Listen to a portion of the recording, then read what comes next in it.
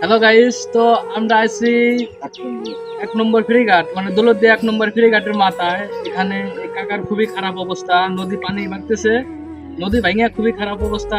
কাকার পাশে এমন কেউ নাই দাঁড়ানোর মতো। কাকার একটা আবেদন, তার বাড়ির সামনে কয়েকটা বস্তা ফেলা দেখ, এই যা বিস্তারিত কাকা বলতেছে, সবাই শুনে।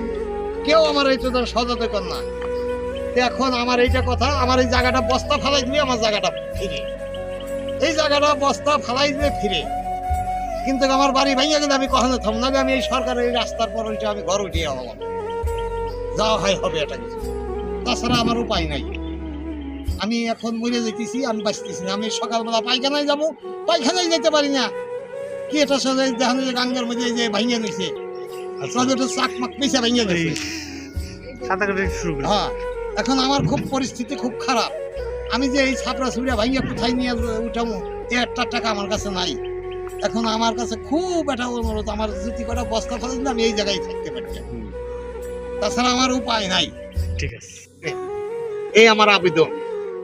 বুঝছেন না, আমি টয়লেটে যাম কখনে, টয়লেটটা ভাঙিয়া গাঙ্গের মধ্যে 2-4টা চাক চলে গেছে।